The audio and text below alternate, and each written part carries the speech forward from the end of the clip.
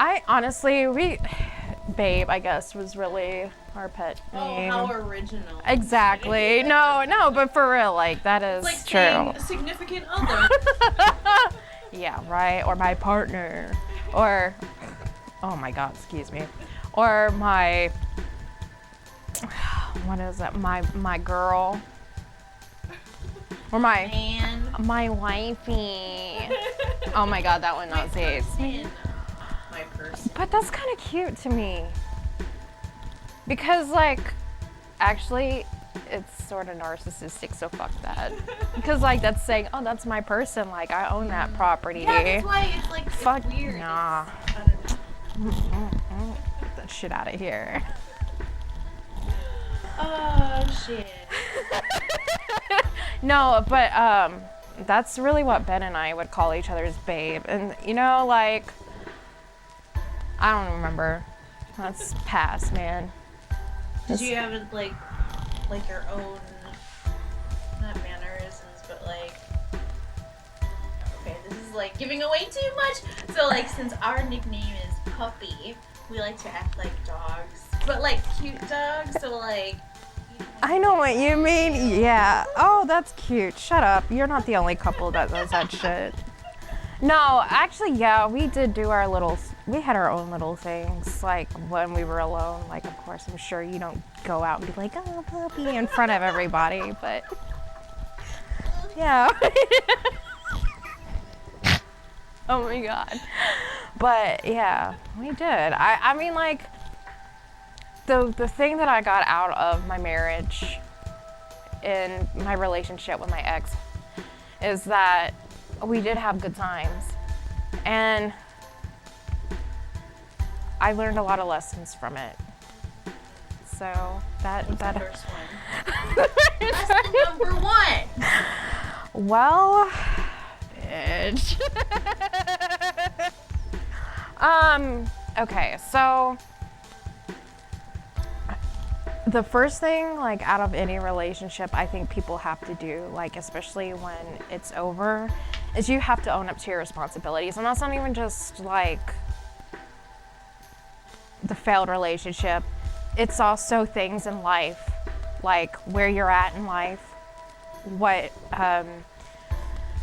decisions you've made. You're all in this point because of your decisions and because of the responsibilities you took on and the choices you made. And so you can, and not, I'm going in a sort of a crazy direction, but whatever, crazy anyways. When you accept where you're at, that's when you can move on. The second thing I think I really learned was, like, after going through 12 steps, because I went to 12 steps back in 2017.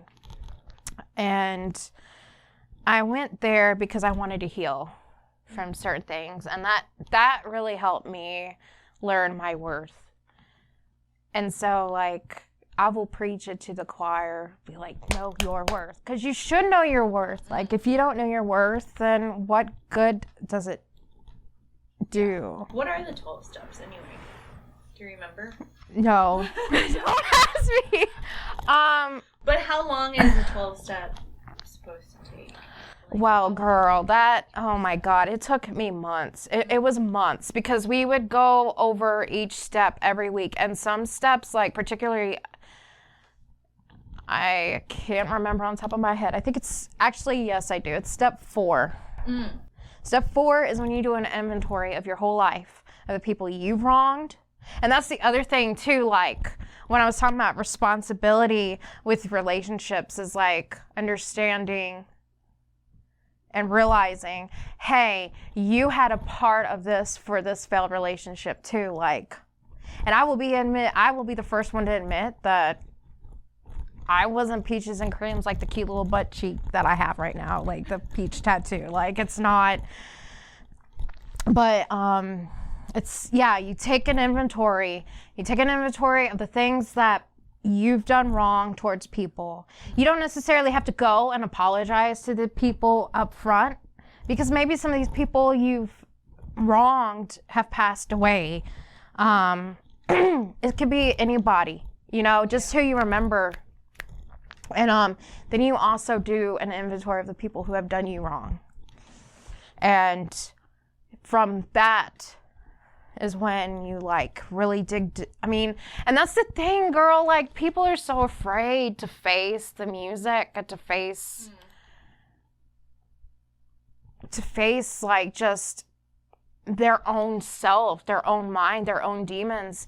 And once you do, I want to tell you something. That is the most beautiful experience you will ever have in your life. You will feel so much better. You cannot be afraid to heal. You are going to go through things in your life that you never know that you're going to go through. And on top of that, there's going to be things that come up that you think about from your past. Because, in my case, hell yeah, did Whitney yes. I had things thinking back when I was a teenager, when I was going through my divorce. Mm-hmm. With my first love. Yeah. But, you just, you gotta face it. You can't just, because what happens when you let things sit? They rot. Yeah, but. Spoil. I guess what I'm figuratively talking about more is inside your head. What happens? Well, I guess it just keeps building and bottles up. Exactly. And guess what? You have more resentment, right? So that's why you should heal yourself, and you should heal and do what you have to do. Mm-hmm. Because if you are holding on to any element of the past, and particularly, I'm going to tell you, this was me for a while, girl and boys. Because it goes for both ways, right? It's not,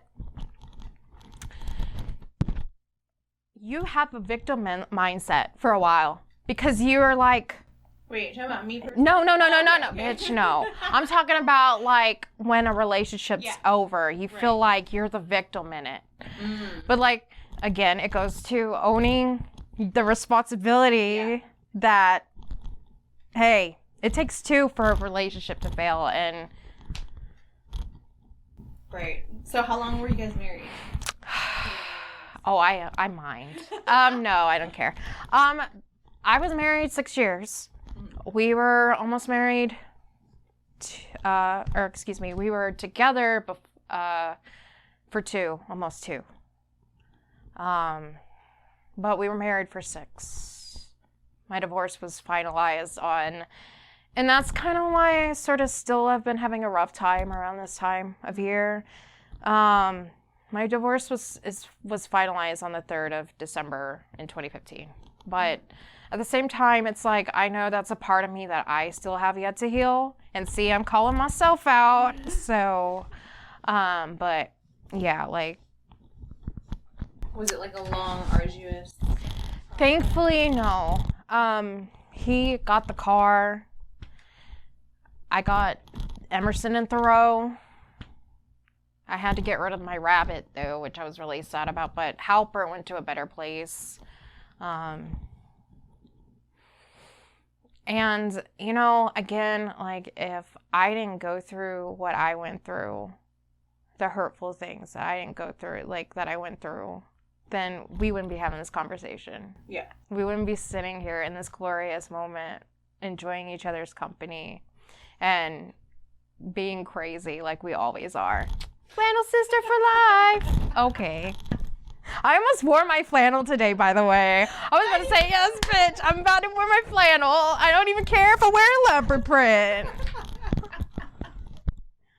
I thought about it too, but it gets warm in this room. It is pretty hot. Well, shit. Since we already dove into your marriage and the lessons you've learned from your divorce and sharing all of that, I might as well introduce you. So sorry. Hi, sorry. Yep. Well, today on the show, we have my good friend, Whitney, or Miss Myrna Minx, formerly known as. Right, and right. now it's like, La Femme de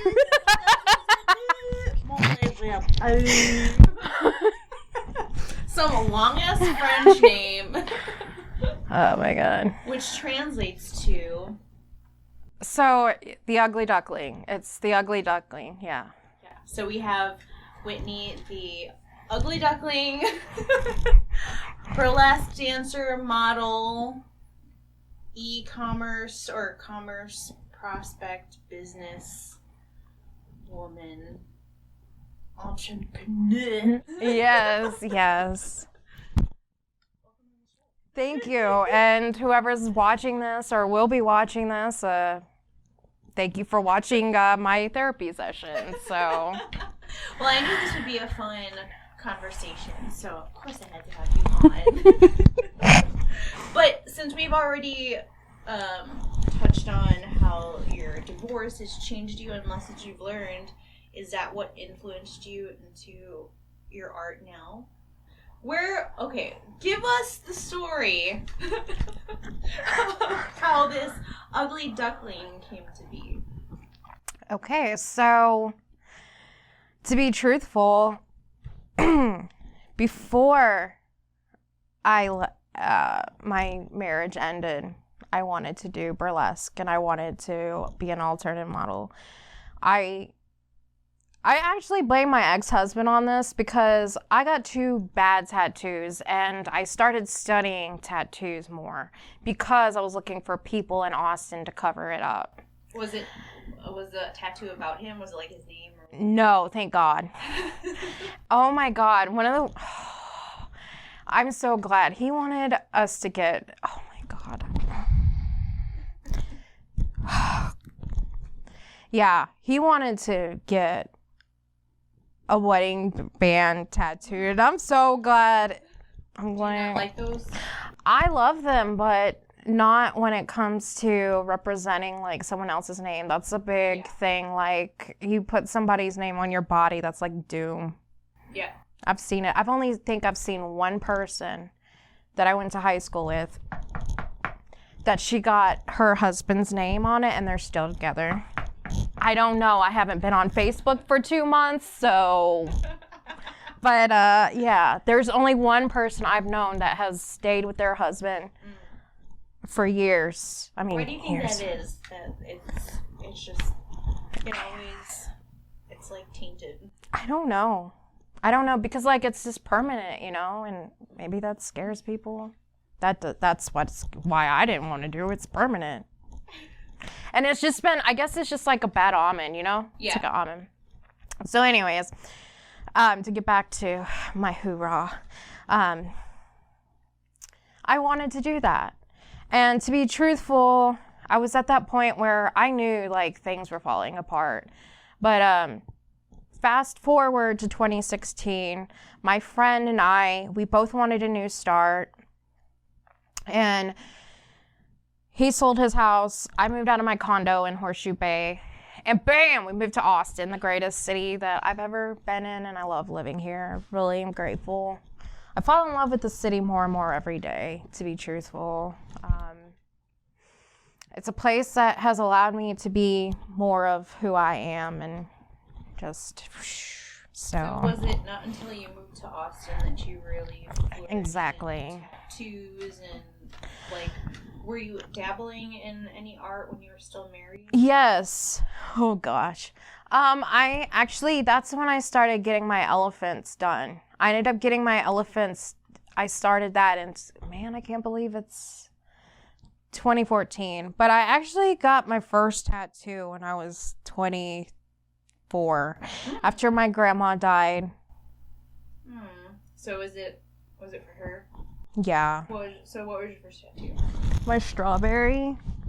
Like I got a strawberry on the back of my neck. Oh, cute. Yeah. Yeah, my dad was not happy about that. But whatever. Like he's pretty funny. He doesn't care about my tattoos now. Well, he kind of does and he doesn't. He doesn't like my dagger.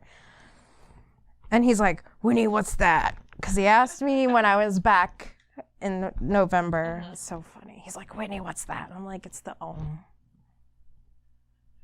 I love it. I love it.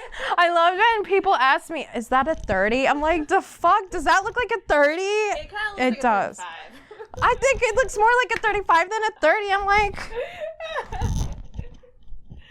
Oh, shit. But you're right. I was grateful to be in the position where I could shoot with people here in, like, since I lived in Austin. Like, one of my first real shoots that I had, and I'm so forever grateful that I've met her, was Naomi. Yes, Naomi Lord. I fucking love her. Shout out to Naomi. I love you. I do. I love you. And I love Jennifer too. Don't y'all forget it, because we are some badass bitches. Ah, yes. I fucking love them. Like, I've missed Naomi. I haven't seen her in months. And I was going to go see her, and it just didn't work out last month. And I was kind of sad about it. Actually, I was really sad about it. So I want you to hear that. But I know. Okay, so Naomi was one of the first photographers. Yes. When you worked here. Yes, and even Jennifer, like, they were someone that I worked with. I actually worked with another photographer in San Antonio too, and that kind of helped me. And I actually, she got me published, helped me get published in Voluptuous Curves magazine or something like that. Yeah, but then excuse me, good Lord, I shouldn't drink Topo Chico on camera. When I went to Naomi and shot with her, oh my God, that's one of my favorite shoots. And the reason why it's one of my favorite shoots is because, like, I was rocking my Slash shirt and I had my blue hair and my extensions. Yes. I was such a bougie diva in that scene. But just being able to see and work with her and someone like Jennifer, it's been a great process. Even like working with you, I hope you know my mama was like, Fatal took some of the best pics. I said, I know, that's my bitch. Aww. But yeah. What did she see? She's seen a lot of them. Which one? She likes the ones with like the fur coat. Yes. The one that, I like that set. yes, the fur coat. Yeah. Cool. The one with the black ponytail. Oh yeah. That one, yes. Yes. Like, I'm very grateful. That's another thing I'm very grateful I can do, like, is share my art with my mom. My dad knows. He's like, My dad is the kind of person, like, I'll just say anything to him and he'll either have a reaction or not, but it's not like one of those, like, oh, I can't believe it. You know what I mean? He's like, oh, Whitney. That's what he's like, literally.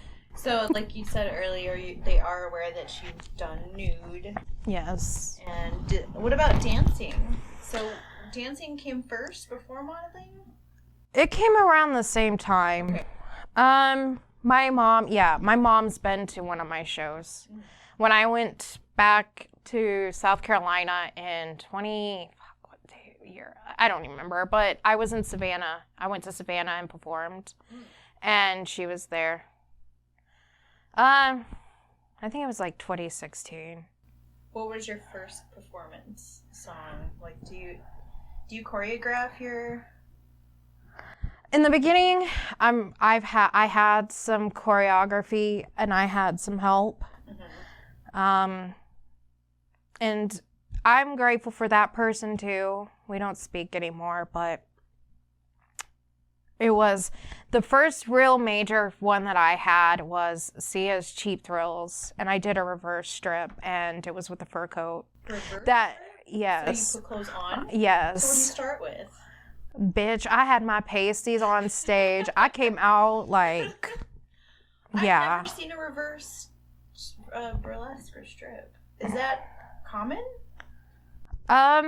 I guess so. I just haven't done it in so long. I mean, it is. So what made you decide to do that? That's very different, I think, for your That's why. premiere. Yeah, that's why. That's ultimately why. I didn't want to be like everybody else. You know? Did you spread your clothes everywhere and then put them on? Like, how did you... So, I basically... What did I do? Man, it's been so long since I've done that and performed because, like, it's kind of it was a different part of my life, you know? Yeah. I think ultimately what I did was I had my stockings on and I was dancing and shaking and twirling and shimmying. And eventually my fur coat, my suitor sends me this fur coat and I'm like, oh, this fur coat, yeah. I can't believe we're getting recorded talking about this. This is great. I never learned this. Like, I know. What song was it to? It was Sia, Cheap Thrills. Oh, gotcha. Yeah. It's all good. It's okay. I know I've been saying a lot. But, yeah, like, and I just put on the coat, and that's how I went off stage. That's what I did, Fatal. I performed, like, I had my stockings on, I had, the garter on. Yeah. And my dance shoes. And I did a little bit of a chair dance. I put powder on. Cute. Yes.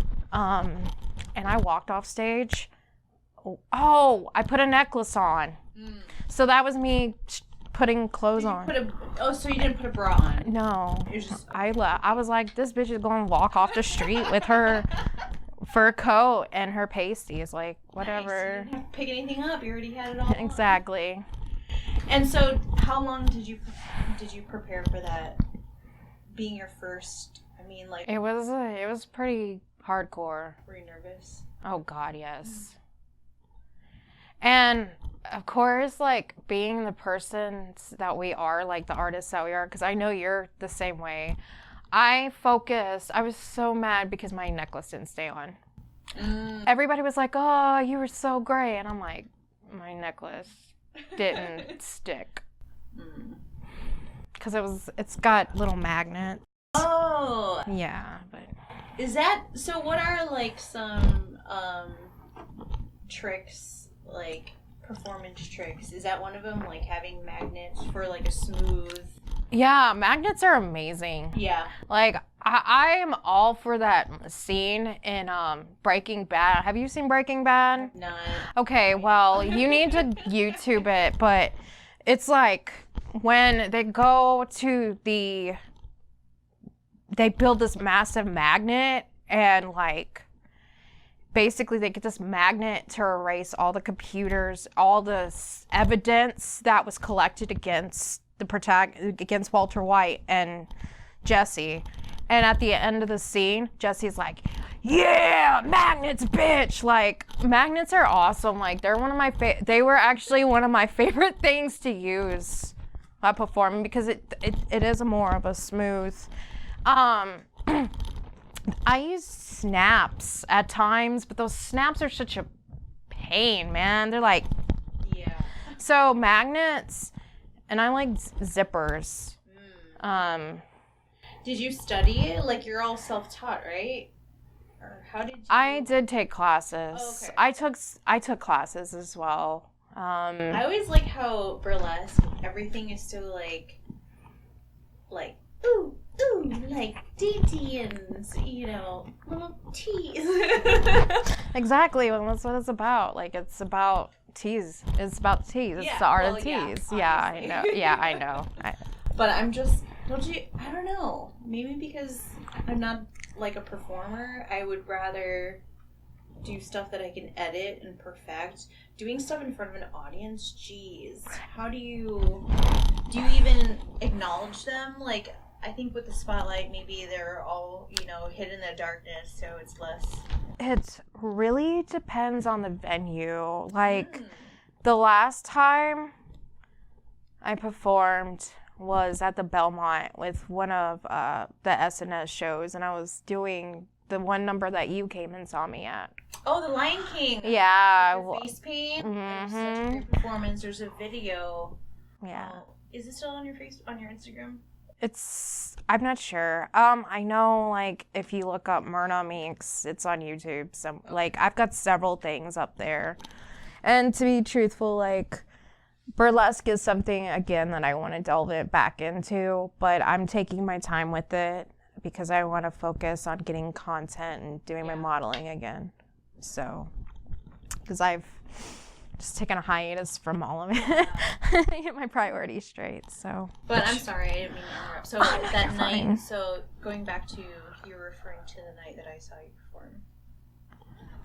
That was like one of those times.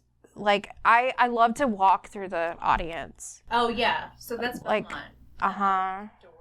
Yeah, on 6th and Congress. Yeah, like and actually that's the last piece I performed in March because it was a Dirty Disney show.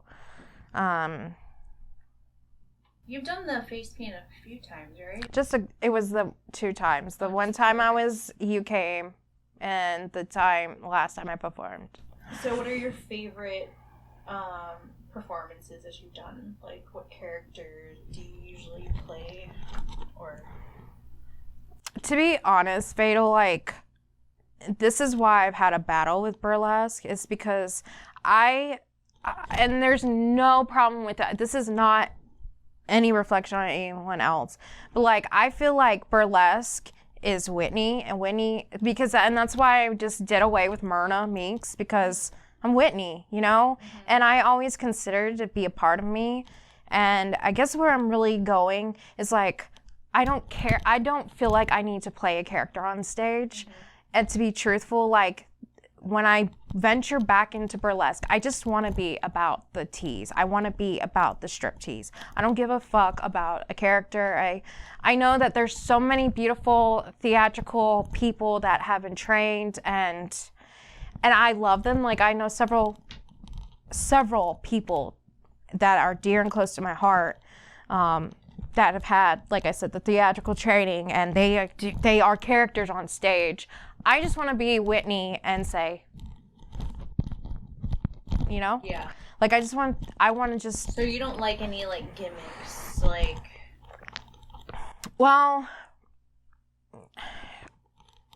define what do you mean by gimmick? Like... Oh, I don't know. Like, because you don't have a character to play, like, how do you present yourself? I don't know. I guess, like, when I think of performances, you kind of, well, for me at least, because it does give me major anxiety. I have to put on this persona. So, like... Yeah, and I completely understand that. So, I honestly, because I'll be frank with you, like, because I have not thought that far ahead. I have not thought about any acts lately. Yeah. There is one act that I have put on the back burner. Because I let someone influence me on how I should think about it, but it was mine, and I should stick with it, and that's what I'm going to do. But I think I get what you're saying, though, too. Like, you kind of got to have, like, an element of surprise in the performance. Right. And that like, it goes with saying, I haven't done enough burlesque lately to even think about what to... Well, at least since your transformation. Right. Yeah. But, like, before you would perform to classic rock, like, you had a very good, like, you had that edgy style that wasn't as pin-up-y as your typical burlesque. Like, it was... well... I think I saw you... Did you have photos of you, like, dancing with, like, a bottle of bourbon or something? Girl, yes. That's what I was just about to get at. Yes, there was one that I did do a shot of tequila on stage, and that shit was terrible. I did it in Colorado Springs, and I was under the influence that we were supposed to get brunch and have food, and guess what? Not eating, cheap tequila... A hot day, being hot after getting off stage is not a good combination. I'm just gonna say it was bad. Yeah. It was really bad. Took a shot on stage? Yes.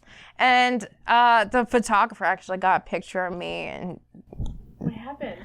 gag or something? Dude, I had a gross look on my face because I was like, this tequila is so terrible. Yeah. But was it part of your plan? No. Oh. Well, yes and no. It was part of the choreography, but at the same time, like, I've done so much shots of tequila in my lifetime. Like, Whitney is tequila'd out, but, well, no. Is that your drink of choice? It is, but nice. See, yeah. We'll have to have Tequila. Stupid. Girl. I don't know why I just... Because I bring out the beast in you, Fatal. It's okay. Oh my God. Yes, it was bad. Like, and a girl, I'm so glad that I was like, okay, you know what? I'm gonna be a badass bitch, and I'm gonna exit through the audience. I am so grateful I did that because it just so happened on the way that I was going, there was the bathroom in the hallway. So I'm like, yes. It's part of the... Yes, it was terrible.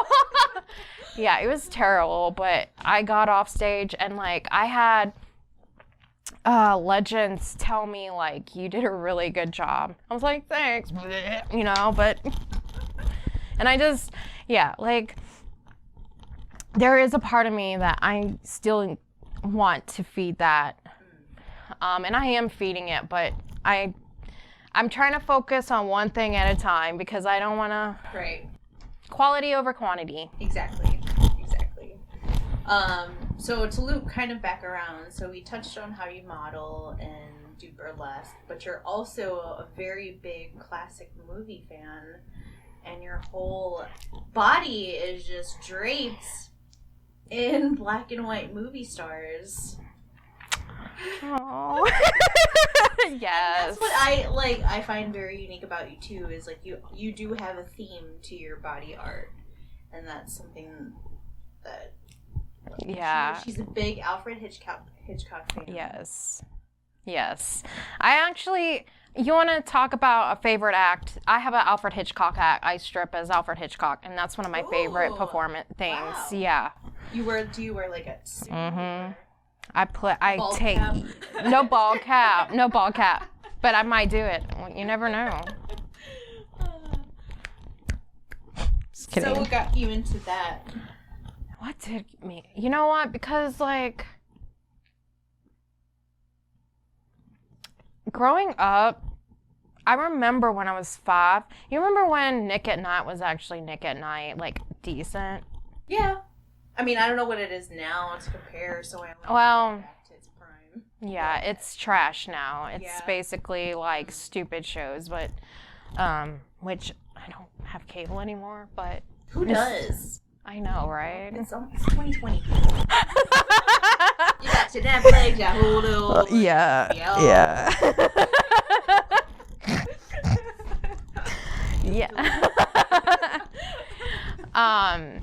So to be truthful, like I was influenced by my mom. Like my mom and I, when I was growing up, because my dad being gone, I would sleep in the bed with her.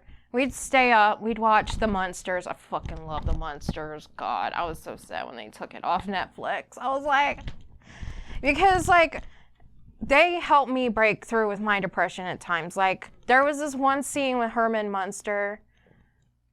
He got ballet slippers on his feet, and he's this big Frankenstein guy, and he just starts dancing in these pointed ballerina shoes, and I'm just like dying. It's like slapstick comedy.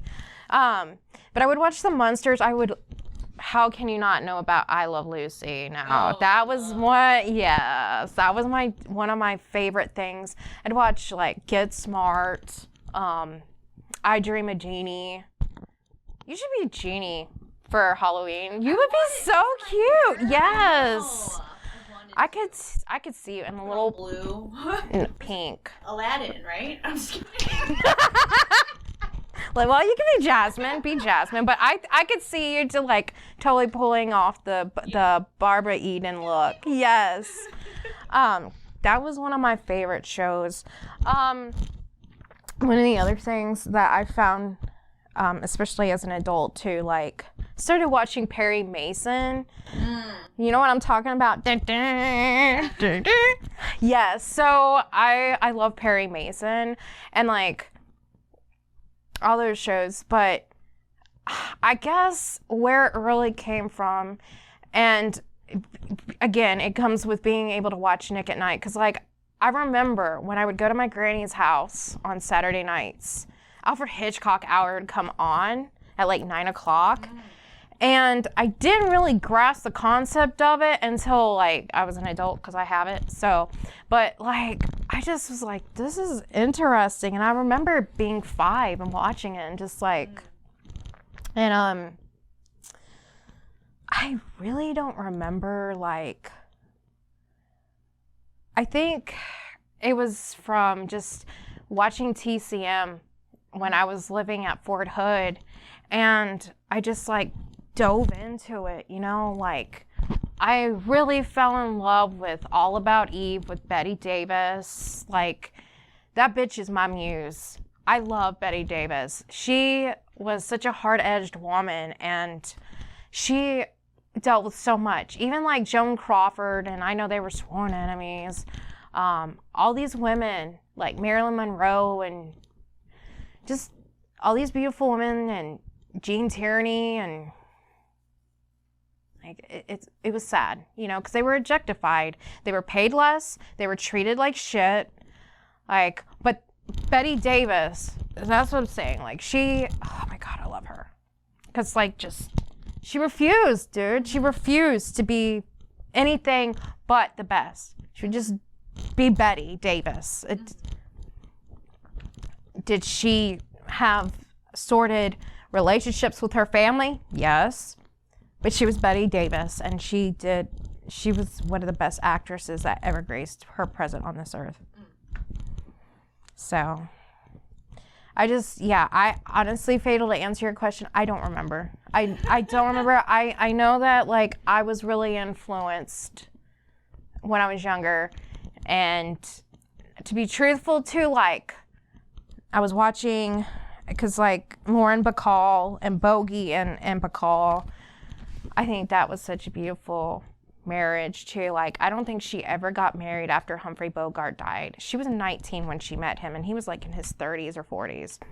Whoa. She like walked in, and she was automatically in love with him, from what I hear, but they say. Wow. But I saw The Big Sleep, and I was like, oh my God, this is amazing. Was it colored or black and white? It's black and white. I think it's just fascinating because, like, I used to watch TCM movies and with Gene Kelly and oh my God, I love him.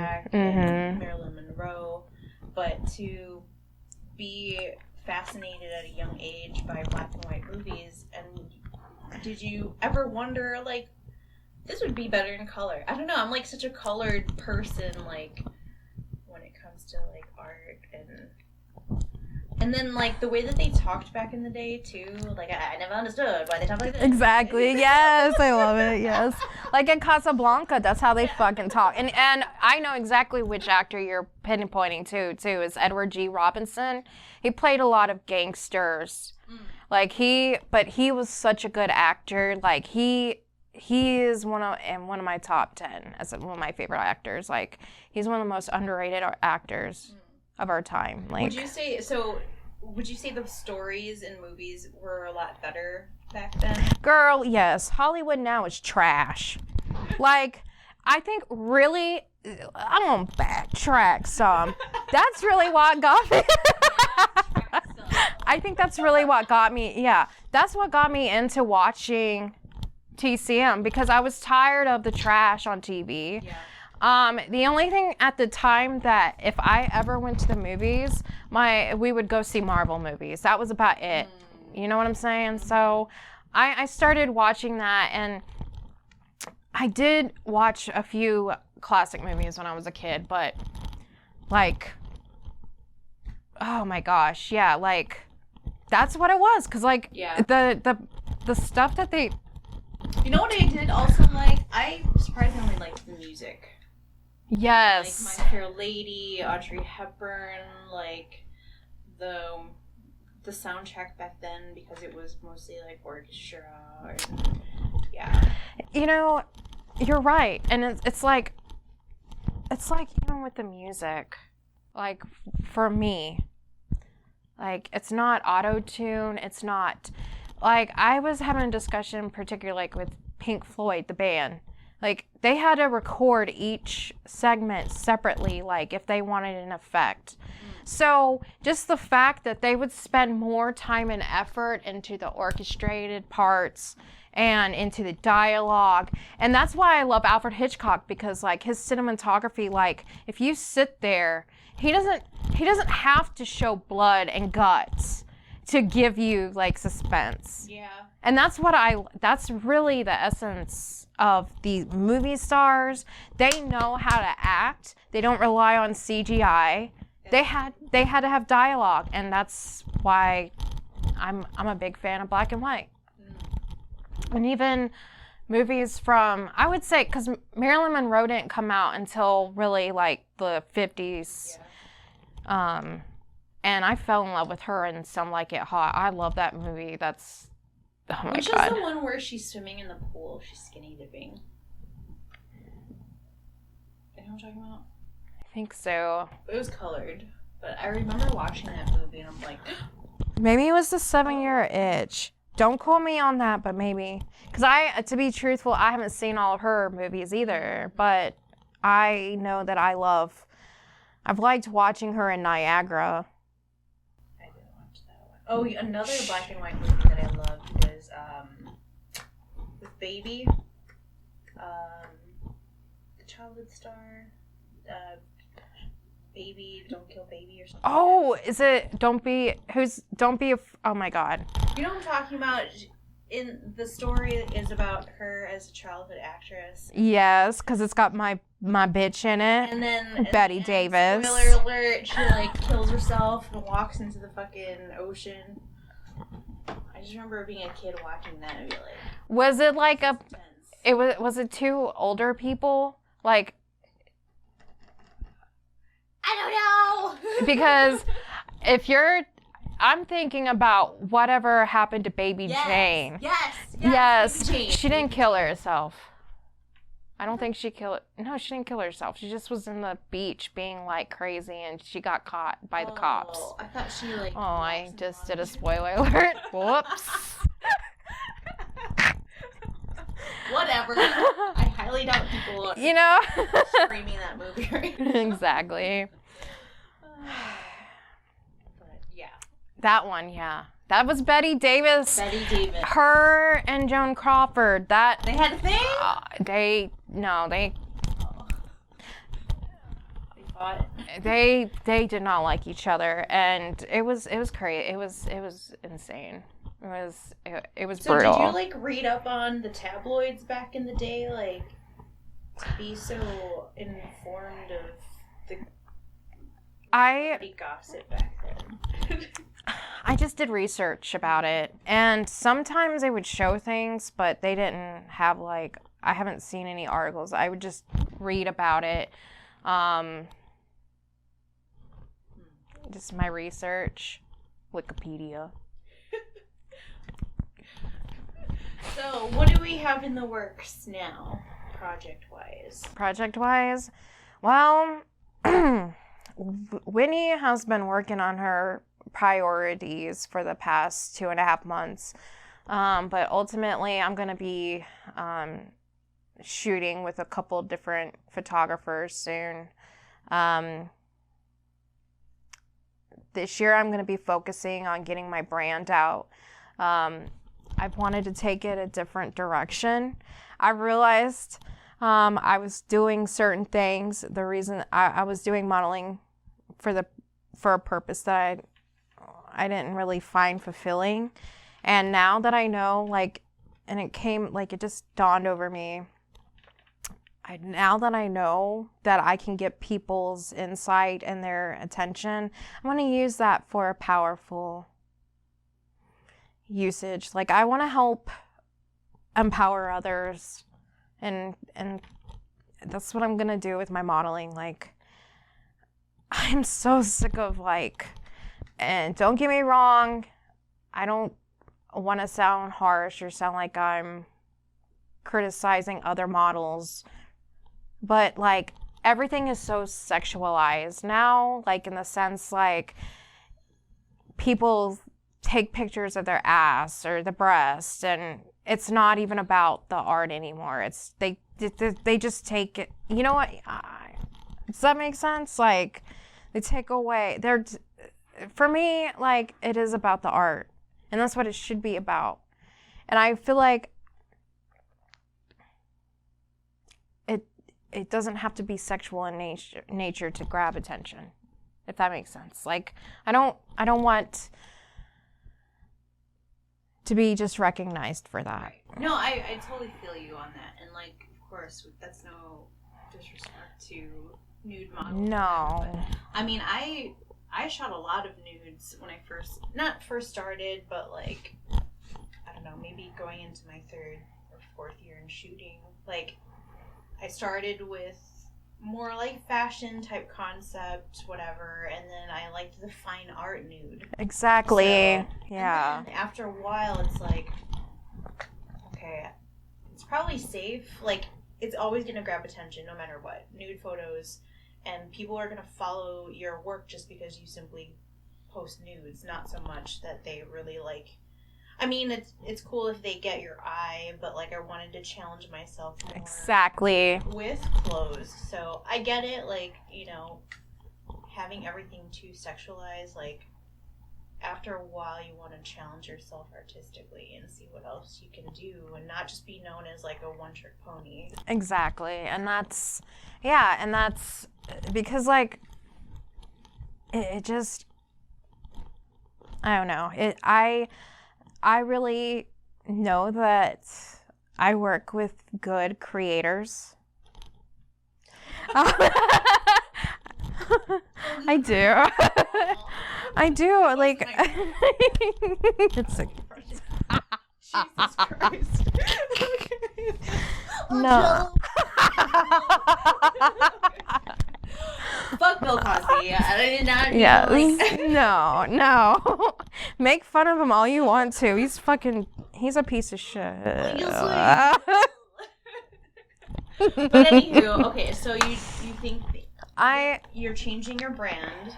Yeah, I'm working towards like making it about the art, and I could be sensual without having to be sexual. That's really what I'm working on, and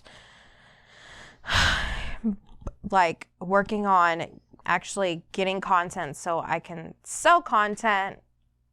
I've just, that's something that I really want to work on, and I know that I was procrastinating at it, but thankfully starting next week, Whitney is going to be working on that. So your long-term goals with modeling is to empower others. Yes. Like, how do you see yourself doing that with the work that you plan on doing? Well, the reason why I want to empower others, or the reason why I'm going to continue modeling, is because, like, I know I'm not. And, you know, I don't want to make it sound like I'm comparing myself to others. But at the same time, I know I'm not the usual type that they look for models. I'm not a walking the runway. I'm definitely not in New York Fashion Week strutting my stuff. And there's nothing wrong with that. To be truthful, when it comes down to my art, I just want people to know that it's okay to be yourself. Because if you're not yourself, then who are you? Yeah. That's what I ultimately stand for in my work. Like, you know, there's going to be times, because, like, even right now, I'm not going to lie, like, I'm having body issues. I've been having body issues for the past couple weeks because I have not been eating as good. And I know I've gained a little bit of my chunk back, but that's okay.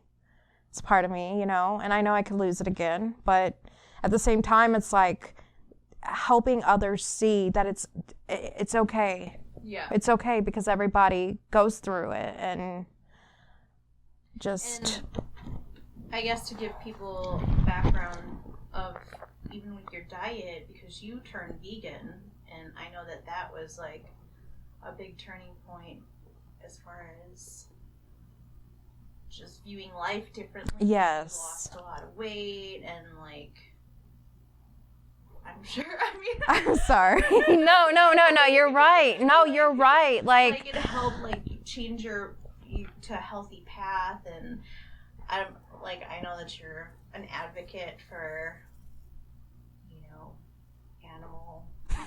What? Yes, I love it. Sorry, I'm just trying to feel free to jump in whenever. No. I'm dying. No, I'm sorry. I'm not trying to make you die. I'm just kidding. I know, but I don't want you to die. I mean, I didn't mean Yeah. I'm like, No. a lot of weight. I'm just like, No. No, you're right, Fatal. You're right. I have. And that is, guess what? That's part of the transformation. Like, the metamorphosis. And I know that there's a lot of people see, like, the ugly duckling as something negative, but I've never seen it as anything negative. I feel like it's very fitting to me because I don't see it as, oh, this ugly girl coming into this. That's not the way I see it. It's like with the swan, like I see transformation. That's what I see. I don't see, and when I'm saying transformation is like learning how to love myself and accept myself every day. That's how I see it, and that's just, I guess that's the quack on that. I don't know. the ugly duckling. I am, but I'm actually a cygnet, because that's what a baby swan's called. It's a cygnet. A cygnet. A cygnet, yeah. Cygnet. C-Y-G-N-E-T. Cygnet. C-Y, yep. Interesting. Yeah. All right. But you're also trying to start a t-shirt company, or like a... So, yes. What I'm doing, and I'm still in the planning seeds of it. I've been thrifting. I haven't, again with procrastination, but I got an appointment book that I'm going to be setting down, doing my hourly times that I need to do. And I mean, I've gotten like a business plan written down and everything. However, yes. So again, transformation. I'm taking these shirts or these jackets or these jeans, particularly the shirts. I want to like clean them up, turn them either into like crop tops or dresses or bodysuits. Like, that's what I really want to do, with a few extra touches, which that's going to be quiet because I had to figure out a way to be different, and that's how I'm going to be doing it. And like rock tees or... I honestly, especially since I've thrifted all over Austin, I've thrifted in like places like Arlington when I go, like it's either band tees or even something that it's got a unique label, as long as I'm not saying TM or something like that, like the Dr. Pepper. I'm not gonna play around with that, but I actually have looked into the laws for that, so I'm okay with that, but at the same time, I'm not gonna dance with the devil with that. Because, yeah. And so you got that modeling, and burlesque is kind of on hold right now. And you wouldn't be back to Myrna. You would rename yourself. I'm just Whitney Fayth, because like literally I really have come to a conclusion, like that's the whole time that I have done burlesque. Anytime I've done modeling, it was Whitney. It was Whitney the whole time. It was nobody else. It was me. It was Whitney. So how would you, like, what do you see yourself performing differently than you were as Myrna? Honestly, like I was saying earlier, I just want to focus on the striptease. Just like going and just taking my clothes off on stage. So maybe like changing your, not your act, but your motion? Yes, more, yes. I know I had that edgier, and I think I could still like want to keep a bit of that, but I think classical burlesque, which is the classic striptease. Yeah. A lot of times when you go to shows out in Austin, it's more like neo burlesque. What are the different categories? Oh gosh. So it's basically, for me and from what I've seen and observed, it's neo or classical. Classical is just like the striptease. Yeah. If you look up someone like Tempest Storm or oh my gosh, girl, I'm going black. Like Dita Von Teese, she's considered. She's classical, yes. Ginger Valentine does classic. Ruby Jewel, classic. She's a performer here. Someone like that does neo-traditional is more like the characters like we were talking about. Like there's a character behind the... But it's like, when it comes down to it, you are a character on stage no matter what. Because like even if you're doing classical burlesque, you're still the stripper, you know? And that to me, like, I love that. I think that's beautiful. Like, I think it's very empowering, like, especially when I did get into the burlesque scene and all that. Like, that's really how I earned so much respect for sex workers and for women who work in the strip clubs. Yeah. And to be truthful, like, there's beauty in all of it, and there's badass bitches in all of it. So, and men. So, I mean, like, that's something too, like, I didn't even realize. I mean, I kind of knew, but I didn't really, you know, and like. There's a men burlesque. Yeah, boylesque. Boylesque. Yeah. I did not know. And you know what? I didn't know that there was a women's drag. Mm-hmm.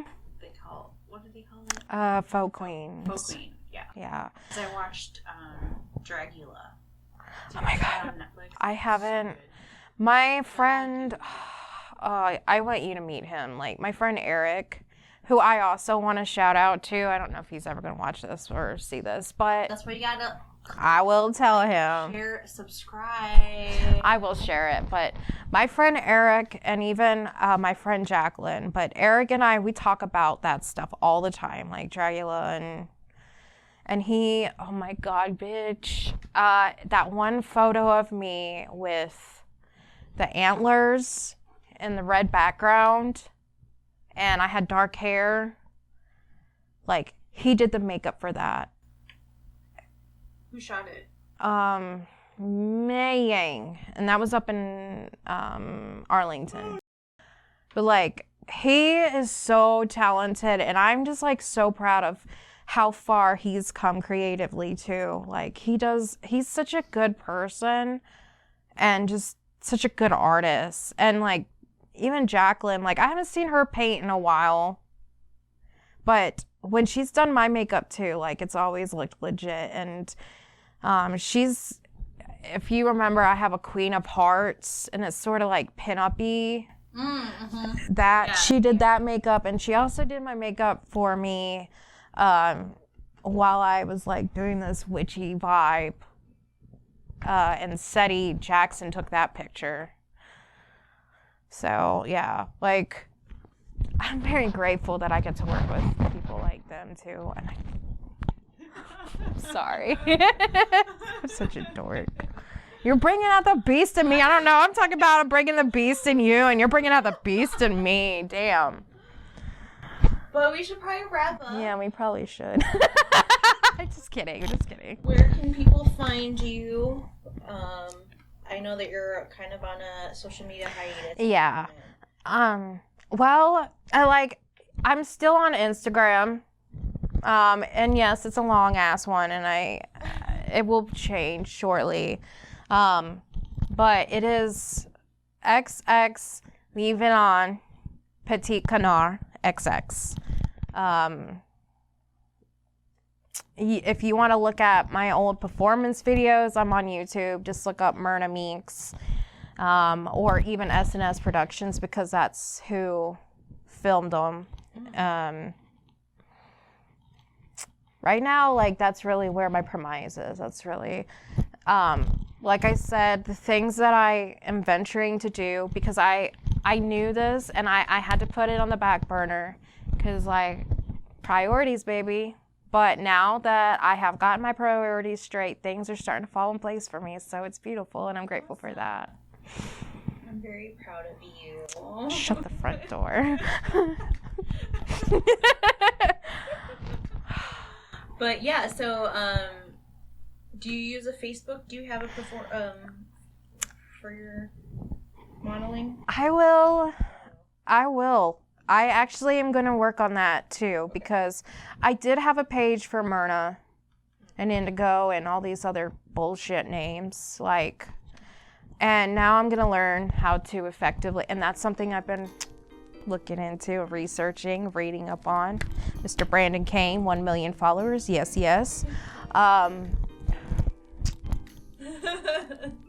know what I mean. Because if I'm going to do something, I want to do it correctly. I want to do it right this time. I don't want to just... And I do understand that you have to just go for it at times. I'm fucking proud of you for this podcast, by the way.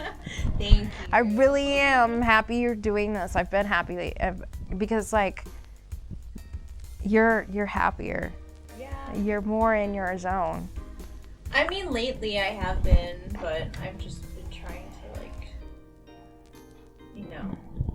do everything, whether it be work in my professional life, my art life, this life, because this is a whole different kind of project. So, and I've slowed down a lot. Are you looking at my burn? Look, I burned myself. Why? How?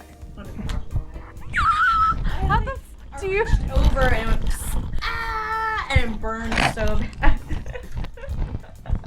I'm very clumsy. I know, it's okay. But like a crock pot? Yeah, it was hot. Yeah. What? I have never heard of. Or like a slow cooker. Yeah. Girl, Christmas Day, I burned myself. This is for you, Jesus. Just kidding.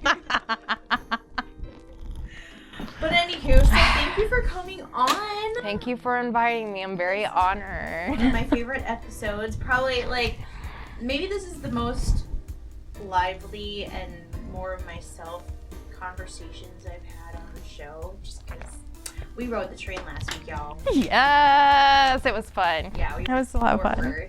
That was my first Amtrak experience. I didn't tell you, on my way back, it was a 2.5-hour delay. Are you serious? Why? Because you know how it shares the same track as the freight trains? Yes. So there was a broken one that we had to pull over for it, and it was just moving so slow.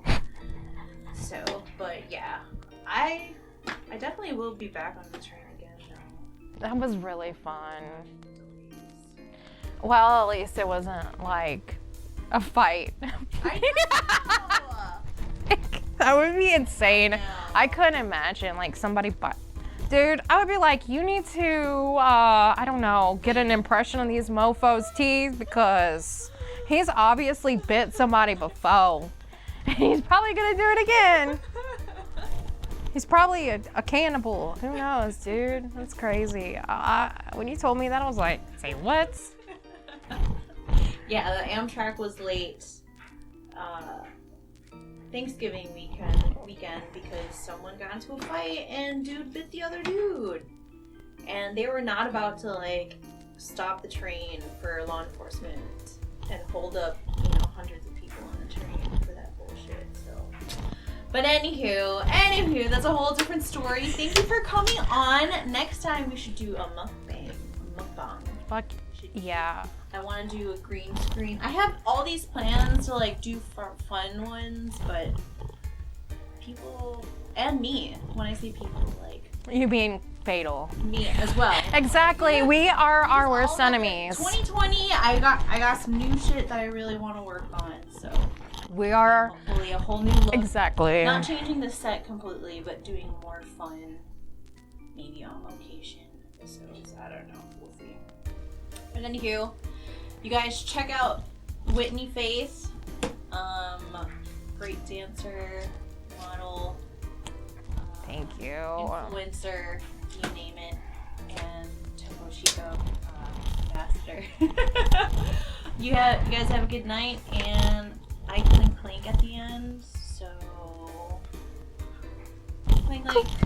Clink, clink.